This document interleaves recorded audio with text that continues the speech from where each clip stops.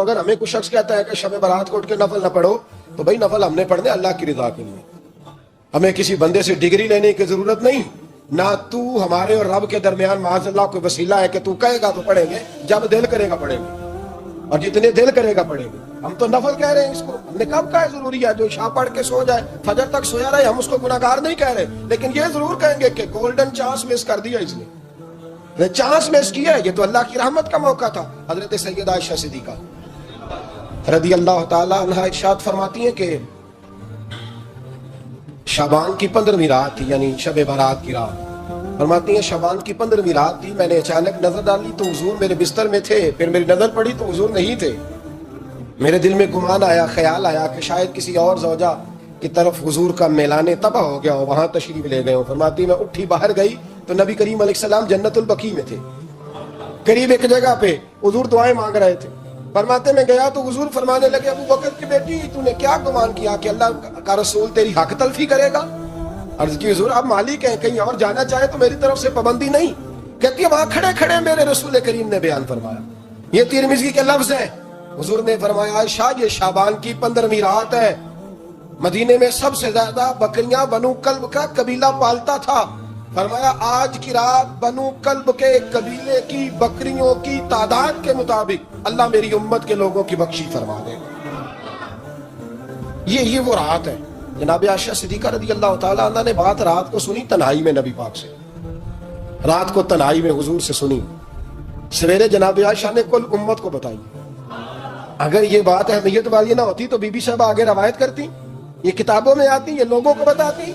حضرت عائشہ نے روایت کیا اور مولا علی شیر خدا نے تو کھل کے کہا، ابن ماجہ میں حضرت علی سے پیار کرنے والوں کے لیے الگ عنوان، مولا علی نے کھل کے فرمایا شعبان کی 15ویں رات کو رات عبادت کرنا اور سویرے روزہ رکھنا۔ حضرت علی کے لفظ بائی نہیں سیاستہ میں، رات کو عبادت کرنا، دن کو روزہ رکھنا۔ ویسے تو رب کریم ہر روز تہجد کے وقت پہلے آسمان پر نزول اجلال فرماتا ہے اور لوگوں کو فرماتا ہے کوئی بخشش مانگنے والا، اور فرمایا ہر روز تہجد کے وقت یہ اعلان ہوتا ہے، پر شب برات کو نا شروع رات سے یہ اعلان شروع ہو جاتا ہے۔ ادھر دیکھو میری طرف، مغرب سے اعلان شروع ہو جائے گا۔ اللہ کرے آپ کو سمجھ آئے، اللہ کرے آپ کو، اور بھائی یہاں بعد لوٹ سیل لگ جائے، یہاں ابھی سیل لگ جائے، 5000 والا جوڑا 1500 میں تو رش ختم ہوگا۔ اور بھائی اگر یہ لگ جائے، چلو یہ تو دور کی بات ہے نا، ہم تو لنگر والے لوگ ہیں، اگر لنگر کا اعلان ہو جائے کہ بڑا تگڑا ہے، بڑا تگڑا، ہمارے ہاں تو شادی کی روٹی کھلتی ہے تو لوگ آخری روٹی سمجھ کے کھاتے ہیں، شاید اللہ ماشاءاللہ یہ آخری ہے اس کے بعد نہ ملے گی۔ جب اعلان ہوتا ہے اور دعوت ہوتی ہے کہ کھلا ہے جی کھاؤ، کیا حشر ہوتا ہے، کیا انداز ہے۔ مولا علی شیر خدا حدیث روایت کرتے ہیں، رنگ کیا فرمایا باقی راتوں میں نا تھوڑا سا پیکج ہوتا ہے، تھوڑا سا، آخری حصے میں رات کے شب برات کو نا رات چڑھتے ہی اللہ پہلے آسمان پر جو اس کی شان کے لائق ہے نزول جلال فرماتا ہے، اور پہلا جملہ یہ فرماتا ہے کوئی معافی مانگنے والا؟ اللہ کرے آپ کو سمجھ آئے، یعنی معافی دینے والا کہہ رہا ہے چلو آؤ ادھر آؤ ذرا معافی مانگو، میں معاف کرنے آیا ہوں، مانگو معافی، ہے کوئی معافی مانگنے والا؟ معاف کر دیں گے۔ اور آپ فرماتے ہیں ہے کوئی رزق مانگنے والا؟ وہ جو بڑی درخواستیں دیتے پھرتے ہیں نا مختلف اداروں میں، وہ ایک درخواست نا کل شب برات والی رات بھی دے۔ اللہ کرے آپ کو سمجھ آئے۔ وہ جو کہتے ہیں نا بڑی بڑی کمپنیوں میں نے اپلیکیشن جمع کرائی ہے تو کہیں کام نہیں بن رہا تو نسخہ دے رہا ہوں، ایک اپلیکیشن کل رات بھی جمع کراؤ انشاءاللہ کام بن جائے گا۔ اور میں نہیں کہہ رہا، مولا علی شیر خدا فرما رہا ہے، اور وہ خود نہیں فرما رہے، وہ نبی پاک کا فرمان نقل کر رہے ہیں، اور وہ رسول اللہ صلی اللہ علیہ وسلم کی بات نہیں بیان کر رہے، وہ کہتے ہیں رب فرماتا ہے کوئی روزی مانگنے والا؟ سارے سیٹھوں نوابوں جاگیرداروں کے پاس جا جا کے تھک گئے ہو، ایک دن میرے کہنے پر، ایک رات، ایک دیہڑی ذرا شب برات والی لگا کے تو دیکھو۔ پر شرط یہ ہے کہ یقین کامل ہو، ارادہ یہ، مطلب اللہ معاف کرے آپ نے ناراض نہیں ہونا، لیکن وہ ماحول اس طرح کا ہے کہ شب برات پہ ایک دو ساتھی کو کہا رات کو عبادت کر کہتے جی وہ تو ٹھیک ہے پر سویرے چھٹی نہیں، کام کرنا ہے۔ یعنی رب کہہ رہا ہے کہ تو آ جا شب برات کی رات، جو مانگے گا وہ تجھے، لیکن یہ ادھر نہیں توجہ کر رہا، یہ کہتا ہے سویرے 10 بجے دکان نہ کھلی تو مشکل ہو جائے گی، دفتر نہ گیا تو حالات آپ دیکھیں ذرا۔ اب جب یقین اس طرح کا ہو تو پھر تو بھائی ساری زندگی اداروں میں درخواستیں دینی ہے، پھر آپ جیسا آپ کا مزاج ہوگا، اللہ تعالیٰ تو بندے کے گمان کے قریب ہے، تو میرے رسول پاک अलैहिस्सलाम ने हमें ये मैसेज दिया, पैगाम दिया, फरमाया इस रात जो औलाद मांगेगा रब उसे भी अता फरमाएगा। इस रात जो अल्लाह से बख्शिश मांगेगा अल्लाह उसे भी देगा। इस रात जो रब करीम से इज्जत मांगेगा अल्लाह उसे भी अता करेगा। शारहीन ने लिखा इस रात जो रब से पर्दा पोशी मांगेगा अल्लाह उसे पर्दा पोशी भी अता करेगा। जो जन्नत का सवाली होगा रब अपने फजल से अता फरमाएगा। कोशिश फरमाए, कोशिश फरमाए। 10 मुहर्रम को हमारे यहाँ लोग जाते हैं कब्रिस्तान, वो किसी हदीस से साबित नहीं, मैं मना नहीं कर रहा, जाएं 9 मुहर्रम को जाएं, 10 को जाएं, 11 को जाएं, 8 को जाएं, सफर में जाएं, रबीउल अव्वल में जाएं, कब्रिस्तान में जब भी जाएं, मना नहीं है। लेकिन शब बारात वाली रात तो खुद रसूल करीम गए हैं ना कब्रिस्तान। अब जो बात मैंने समझानी है उसको समझे, नबी पाक की वालदा का मजार नहीं है वहां जन्नतुल बकी में। हुजूर के को भाई बहन, हुजूर क्या करने गए? उम्मत की बख्शिश के लिए गए। शब बारात की रात लालची ना बने कि सिर्फ मैंने अपने लिए रोजी मांगनी है, कुल उम्मत के लिए मांगे रब करीम से। मांगे अपने भाई के लिए, मांगे अपनी बहन के लिए, मांगे अपने बेटे के लिए, मांगे अपनी बेटी के लिए, मांगे अल्लाह करीम। ये मांगने की रात है। पिछली राती रहमत रब दी करे बुलंद आवाजा, बख्शिश मंगन वारे कारण खुला जे दरवाजा। आए अल्लाह की बारगाह में इस रात को खुल के दुआ मांगे। कब्रिस्तानों में ना कुछ कब्रें ऐसी हैं कि जो बताती हैं कि सालों बीत गए हैं कोई आया नहीं। कुछ कब्रें बताती हैं। कुछ बड़े कब्रिस्तान बड़े शहरों में ऐसे भी हैं कि जिनका गोरकन कहता है कि मुझे कमेटी ने कह दिया है जहां 4-5 साल कोई ना आए वहां नई कब्र बना दिया करो, वहां नई कब्र बन जाती है माज़अल्लाह। ओ भाई कुछ है ऐसे, कुछ है। ये जाए ना अकबर बादशाह यहाँ लेटा है लाहौर में, शेर लिखा हुआ है बर मज़ारे माँ गरीबा ने गुले परवाना सोज़िज़े सदाए बुलबुले। फारसी का मकौला लिखा है उसकी कब्र पे, कहता है मैं वो गरीब हूँ, अला बादशाह है मकबरे में लेटा है, कहता है मैं वो गरीब हूँ कि ना यहाँ कोई परवाना आता है ना बुलबुल आके गीत गाती, कोई आता ही नहीं, कोई फातिहा नहीं पढ़ता, कोई फातिहा नहीं पढ़ता। ओ भाई कई कब्रें ऐसी हैं जिन पे सालों बीत गए कोई लौटा नहीं। और मिशकात में हदीस है मेरे नबी करीम अलैहिस्सलाम ने फरमाया जो कब्र में होता है वो तो उस आदमी की तरह है जो दरिया में डूब रहा है और वो इंतजार कर रहा है कि मेरा बेटा मेरे लिए दुआ मांगे, मेरी बेटी दुआ मांगे। पर बेटे को तो 27 साल हो गए, मुल्क से बाहर है, कागज बनेंगे तो अब्बे की कब्र पे आएगा ना, उसके तो कागजात ही नहीं मुकम्मल हुआ। वो बेटे को तो मुश्किल है बड़ी, वो तो कागजात नहीं बन रहे, वो तो दौलत का मुतालबा पूरा होगा तो जब ही वो काम होगा ना। इंतजार हो रहा है कब्रों में मेरा बेटा दुआ करे, मेरा भाई दुआ करे। और अगर बच्चा दफन है तो वो कहता है मेरी माँ दुआ करे, मेरा बाप दुआ करे। कोशिश करें शब बारात बाद अज मगरिब ये रिवाज पैदा करें, ये रसूलुल्लाह का तरीका है सल्लल्लाहु अलैहि वसल्लम। कब्रिस्तान में जाएं और जाकर के वहां अल्लाह तबारक व तआला से दुआ मांगे कि या अल्लाह जो इस कब्रिस्तान में लेटे हैं वो भी, और जो आज तक कलमा पढ़ने वाले दुनिया से गए वो भी, और जो कयामत तक जाएंगे वो भी। ऐ अल्लाह तू सबकी बख्शिश फरमा दे। अल्लाह की रहमत को महदूद ना करे कि सिर्फ मुझे बख्श दे, उसे कहें या अल्लाह कुल की बख्शिश फरमा। सारी उम्मत के लिए दुआ करें। शब बारात की रात नफल पढ़े, हमारे यहाँ महफिल होती है हर साल अल्हम्दुलिल्लाह, बड़े शौक से बड़ा खूबसूरत हम एहतमाम करते हैं। लेकिन मैं अक्सर दोस्तों से कहा करता हूँ कि जिनको अकेले में नफल पढ़ने में मजा आए वो अकेले में पढ़े। कितनी खुली बात कर रहा हूँ, मैं पाबंद नहीं कर रहा कि आप यहाँ आएंगे महफिल में आएंगे जरूरी है। भाई आपको अकेले में मजा आता है ना, कुछ लोग तन्हाई में हो तो दिल ज्यादा लगता है, वो तन्हाई में करें अल्लाह अल्लाह कोई अर्ज नहीं। लेकिन कुछ ऐसे हैं कि नात सुनते हैं तो दिल नरम होता है, तकरीर सुनते हैं तो दिल नरम होता है। तो जिनका इस तरह नरम होता है वो मस्जिद में आए, बात सुने।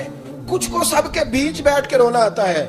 हजरत सादी शराजी फरमाया करते थे कुछ लोगों के आंसू मुझे रुला जाते हैं। फरमाते कुछ की आंखें देख के रो पड़ता हूँ, लिहाजा मैं जब भी जिक्र करता हूँ महफिलों में बैठ के करता हूँ। तनानियों में मुझसे नहीं होता, तो जिससे नहीं होता वो आए ना मस्जिद में आए, रात इबादत करें। कल मगरिब से पहले पहले काम समेट ले सारे, और मगरिब के बाद ये रात शुरू होगी, मगरिब के बाद एक छुट्टी कर लो अल्लाह रसूल के लिए, कर लेंगे इंशाअल्लाह ताला एक छुट्टी। और तौबा की रात है ये, तौबा करनी। तौबा किसको कहते हैं? तौबा का माना है पिछले गुनाह पर पछताना, शर्मसार होना। कहते नहीं ऐ काश मैं न करता, और वो लफ्जों में नहीं, जुमलों में नहीं, तौबा रटी रटाई नहीं, शर्मसार होना और आइंदा गुनाह न करने का पक्का इरादा करना, इसका नाम तौबा। देखें अल्लाह ताला फजल करे, मैंने पिछले साल कहा था फिर कहता हूं, مسجدوں سے نا شب برات کی رات، شب قدر کی رات چیخوں کی آوازیں آتی ہیں، لوگ اتنا روتے ہیں نا، رونا چاہیے، کم روتے ہیں زیادہ رونا چاہیے، لیکن سوال یہ ہے کہ اتنا زیادہ لوگ شب برات کی رات روتے ہیں، کیا پھر سویرے بددیانتی ختم ہو جاتی ہے؟ جو رات مسجد میں کھل کے رو کے آیا ہے اس کا پروگرام ہے نا کہ اب ملاوٹ کبھی نہیں کرے گا، اب گاہکوں سے جھوٹ کبھی نہیں بولے گا، اب وہ بددیانتی کا معاملہ کبھی نہیں کرے گا، لیکن رات روتا بھی رہے اور سویرے پروگرام یہ ہو کہ میں نے پھر لوگوں کو فریب دینا ہے، دعویٰ لگانا ہے، تو اس نے توبہ کیا رات کے یہاں بس یہ ایکٹنگ کر کے لوٹ آیا، یعنی بڑی سجا بنا کر کے سوار کر کے رات توبہ کی۔ کیا مطلب ہے توبہ کا؟ کہ توبہ آپ نے کی۔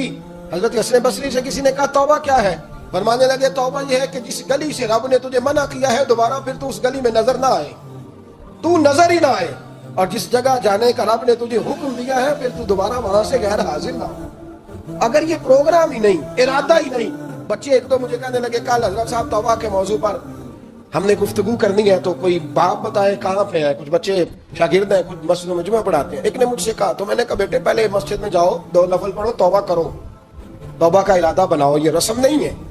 وہ نعت خواہ بھی تو توبہ کر لینا جو شب برات کے دن لوگوں کو توبہ کرانے آیا ہے اور 25,000 کا سودا کر کے آیا ہے، تو آج اس کام سے تو توبہ کرنا، یہ نوٹ پھکوانے سے تو توبہ کرنا، یہ رسم ہے؟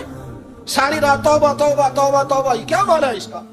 کیا مطلب ہے؟ امام غزالی فرماتے ہیں کہ ایک آدمی بادشاہ کا گارڈ تھا، سپاہی تھا، اس کا پہرے دار تھا، نگرانی کرتا تھا، بڑی وفاداری سے نوکری کرتا رہا، بادشاہ نے اسے تنخواہ کے علاوہ بھی بڑا نوازا، اسے بادشاہ نے بڑے الاؤنسز دیے، بادشاہ نے بڑا کچھ دیا، مکان دیا۔ کچھ سالوں کے بعد بادشاہ کو پتا چلا کہ یہ میرے لیے نہیں آتا تھا، اس کی تو میری کنیز پر نظر تھی، اس نے تو رات کی ڈیوٹی اس لیے لگوائی تھی کہ کنیز پر نظر تھی۔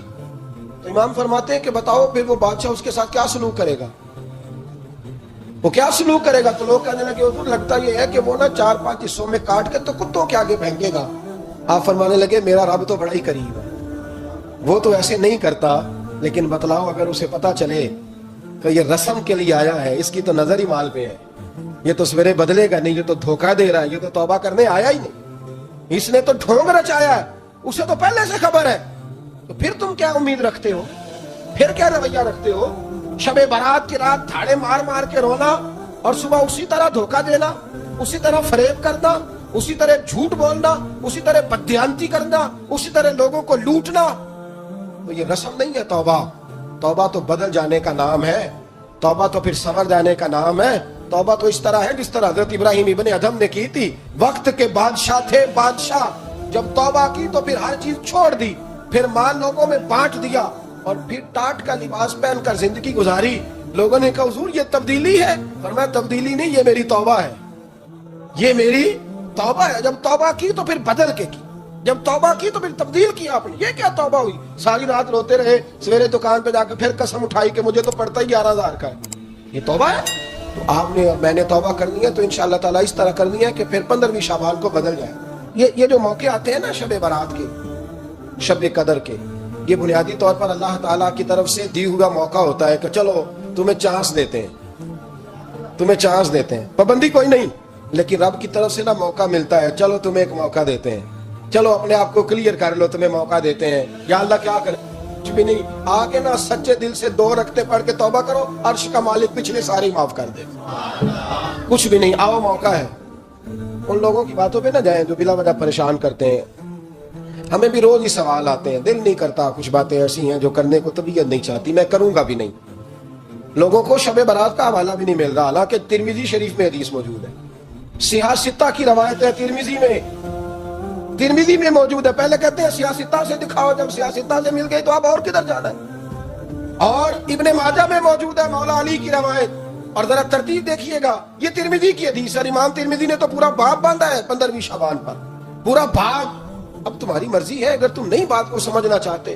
اور مجھے پتا کیوں یہ شب برات کیا لگتا ہے، مجھے کبھی کبھی یوں لگتا ہے کہ رب فرماتا ہے کہ رمضان سے 15 دن پہلے ہی پکی سچی توبہ کر لے، تیاری کر، پاک صاف ہو جا، تاکہ جب رمضان آئے نا تو پھر تجھے پاک ہونے کی ضرورت نہ پڑے، بس پھر تو آتا جائے اور میں تیرے اوپر رحمتیں نچھاور کرتا جاؤں۔ بس تو پہلے ہی تیاری کر، 15 دن پہلے ہی، 14 دن پہلے تیار ہو جا۔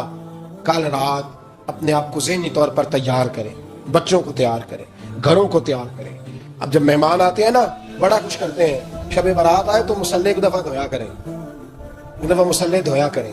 فرش دھوتے ہیں نا مہمانوں نے آنا ہے تو ایک کمرے کا فرش دھو کے صاف کریں کہ خواتین نے یہاں ساری رات نماز پڑھ دی. یہ ارادے بنائیں. جس طرح آپ کہتے ہیں نا رات کو سفر کرنا ہے تو دوپہر میں تھوڑا آرام نہ کر لوں تو کل دوپہر میں آرام کر لیں تاکہ رات کو رب رب کرنا آسان ہو جائے، اللہ کی بارگاہ میں بیٹھنا آسان ہو جائے. مکمل طور پر ذہنی طور پر اپنے آپ کو تیار کریں. یہاں بھی محفل ہوگی انشاءاللہ، عشاء کے متصل بات شروع ہو جائے گی، 12 بجے تک محفل چلے گی، پھر 12 بجے کے بعد نماز تسبیح پڑھی جائے گی، پھر 1 بجے پھر دوبارہ آپ کو اجازت دی جائے گی کوئی انفرادی طور پر گھنٹہ سوا اپنی الگ سے کوئی عبادت کرنا چاہے تو وہ تب بھی ممکن ہو جیسے آپ کو موقع بنے. میں کہہ چکا ہوں لیکن وقت ضائع نہ کرنا، گولڈن چانس ہے، اس کو مس نہ کرنا. یہ شب نجات ہے، اس کے ضرور قریب جانا. رب کریم سمجھنے کی توفیق عطا فرمائے. آخر دعوانا ان الحمدللہ رب العالمین.